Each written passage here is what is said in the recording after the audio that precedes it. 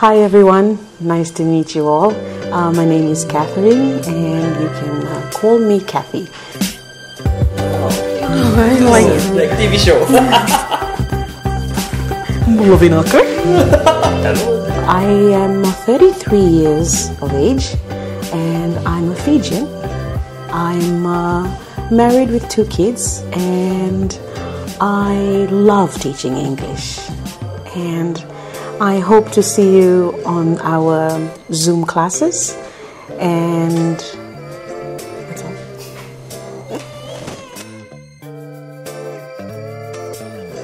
Wow, let me see. Since 2012, 13, yes. For more than 5 years. More than 5. Yes. Well, at first, it wasn't my dream to be a teacher. I wanted to become a nurse. Oh, nurse. Yes. So then I applied through Freebird, and what surprised me was with the programs that Freebird had to offer to the students, and not teaching the locals, teaching foreigners. And the first thing I experienced with Freebird was standing in front of Asians, especially the Japanese. Yes, and I really enjoyed my first day. A little bit nervous when I started with Freebird, and one good thing about it was all students showed me a positive. For example, they smiled at me. They smiled at me, and I tried my very best to try and not make them feel shy. Yes, because most of them were a bit shy at first when they're new students. So I really experienced my first week with Freebird. Yes. Students, when they come into class, we definitely have to greet them with a smile. And when they come in, they are either culture shocked or they are surprised with how the teacher is very friendly. Yes, so the important thing is to welcome them with a smile and make themselves feel free. And they can sit wherever they want to when they come into class. Yes.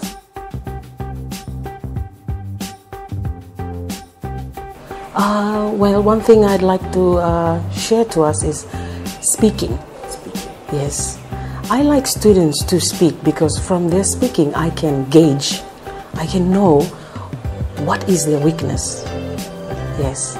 And if they have to share their experience, I will know, oh, okay, this student has this weakness, or this is her or his strength.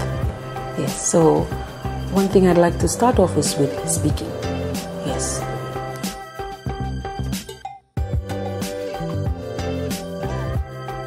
Okay, when they choose speaking, what I do is I first ask them to ask me 2 questions.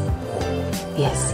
So I can hear them, how they speak, what questions they ask me. I ask them any question. Ask me any question.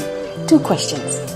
And they ask me, and that's where I know, okay, that's where I give the topics that is suitable for them, for their levels. Now, sometimes when a student, say, he applies for the time, especially with the sessions, the slots, he says speaking A. But actually, while the student asks me the 2 questions, I know that the student is not an A, it's probably a B. Yes, so that's where I can choose the topic that best suits the student at that 30 minutes class that we have.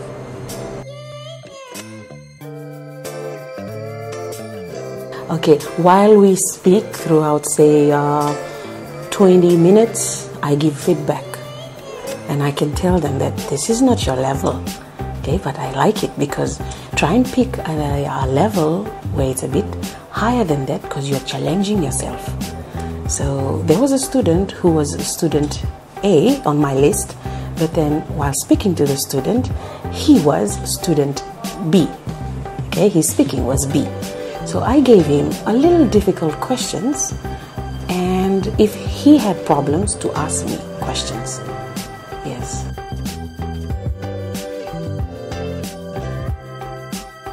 Okay, thank you very much. Yes, we do have this, and we call it the SPS.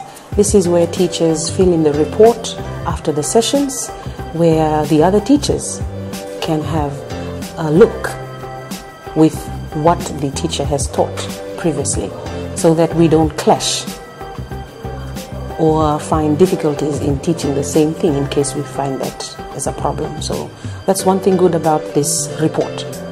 We look back in case the other teacher taught this student. So that is where I have to do my work. Cross-check with this SPS report.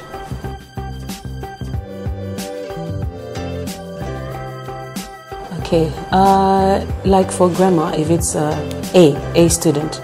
Now this is a very difficult part too when we're teaching grammar, because we're not sure what the student needs, what grammar he or she is going to come across when the teacher teaches. So we have a standby activity.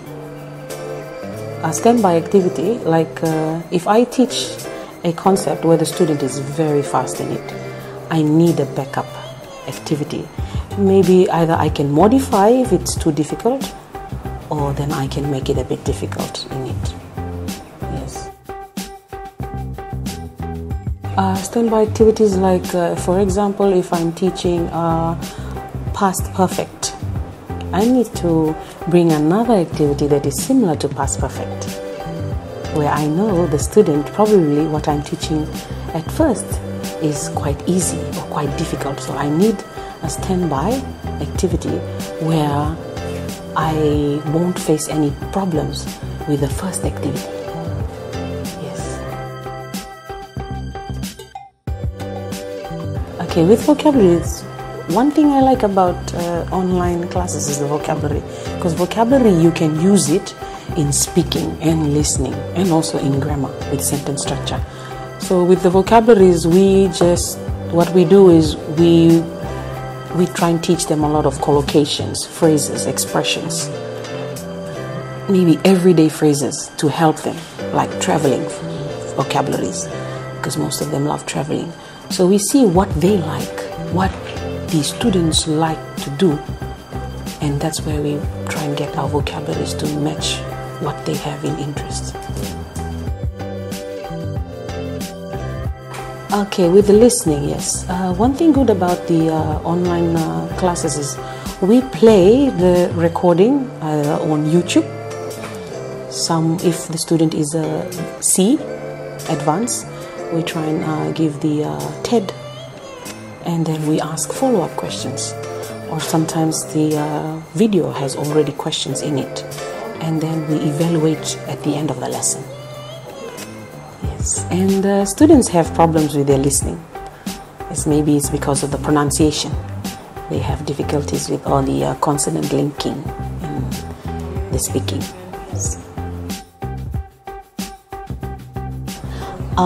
Definitely the speaking and the vocabulary.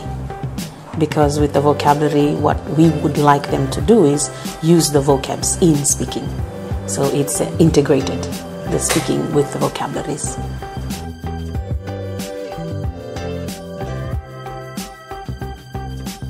Okay, for them to prepare before coming online, I just want them to feel free. Yes, just be themselves. Yes, and not to worry, because for us teachers, we just love teaching, and we have the patience. If the student is very shy, yes, we'll try and break the shyness. We have to. Yes, we have to break their shyness and just put a smile on their face, so that when we start with the class, we teachers should end with a successful ending. You know, like, that's our purpose as a teacher, to teach say 4 vocabularies or 3, even 3, and them using it in speaking throughout that session. And we feel happy because the student has grasped that concept in speaking. So just be themselves. Yeah.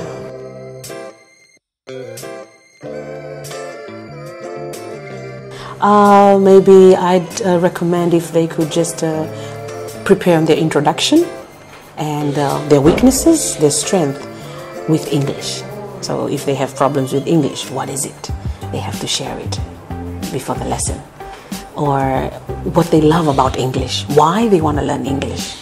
So this is what they can do before they come before they come online, so that the teacher can ask them these little questions where they feel confident in speaking about it. So maybe when we start, maybe the teacher will ask, okay, hello, how are you? Yes. Tell me a little bit about yourself.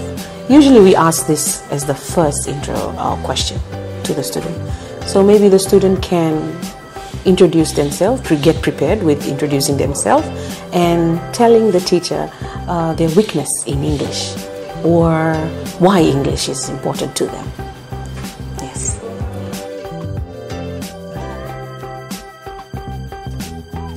Okay, that's really a nice question, because when the student applies once, I can't actually tell. But if I have that same student again, maybe then I can. But then if it's just one time, what we can see is through their pronunciation. But it'll be hard because it's just once, and the time that we have online is not that long. So maybe it's through their speaking. And when they speak, I can gauge, okay, I need to try and make him speak loud, clearly, using this vocabulary again, and then I can know, okay, he did great. So that feedback I can give. You did good, you followed clear instructions.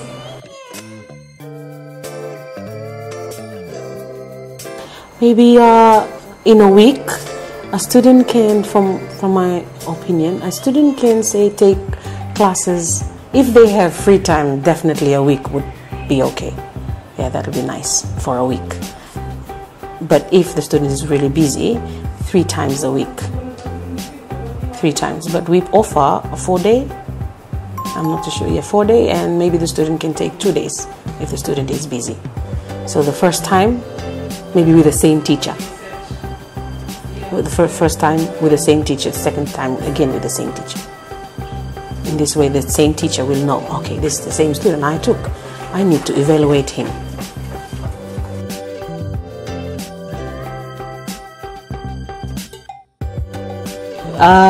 More than 5. More than 5. That'll be best. Yes, because the student will know how we teach them online, and they know our accent, and then they will feel confident too. So I think more than 5 is the best. Yes, not 2, not 3. Really, more than 5.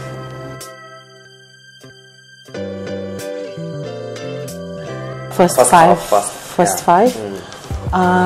First 5, maybe if it's with the same teacher or different teachers, because of the SPS we have, maybe the teachers can come together and discuss on his or her weakness, and then we can evaluate the student after the first 5. So with the first 5, I can give feedback every time, because we're not sure, maybe the student will miss out on the 4th or 3rd. Okay, and every time the student learns the 1st, 2nd and 3rd, okay, every time we must give feedback, and then improve on this, use this in the next class, so it's a chain of study. Okay, next day, so maybe I can give the next session's class. Okay, use this in the next session, please, in this sentence, or practice this sentence when you come the next class, like this. Yes. So in that way, the student is focusing on what I instructed him or her, so that when he comes, he's confident. Okay, this was what was given to me, this task. I should get it done. So he's ready. Like you said, the Japanese are very unique. Yes, they want things to be, what should I do? Yes. Students always ask this question, teacher, what should I do? What should I do? Yes.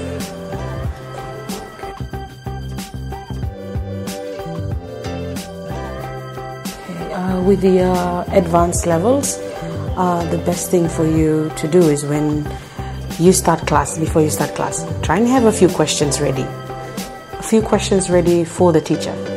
What do you want to study? Because some of you are very good with your English skills. So just have 3 questions. First 3 questions to ask the teacher, so that thereon the teacher will know what you want to learn. So that when we have the class, it runs smoothly and you are satisfied. So maybe you can give a few, say the question could be, I'm very weak with my sentence structure, especially the use of passive. Can you please teach me passive? Or a brief teaching on passive with grammar or with speaking. I don't know how they do it, native speakers, they're speaking. Can you please give me a few techniques? So in this way, just come up with 3 questions to ask the teacher online, so that she can know, or he can know, what you want. That's all.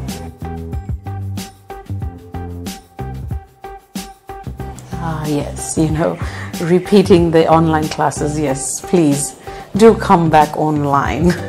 Yeah, because I can, or we can do more. We can do more to improve, and it'll be really interesting to have you back again on the online Zoom with us. So if you have finished your 10 points, or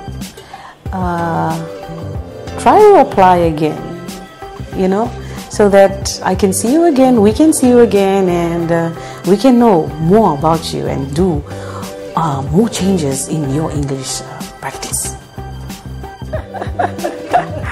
Yeah, would love to see you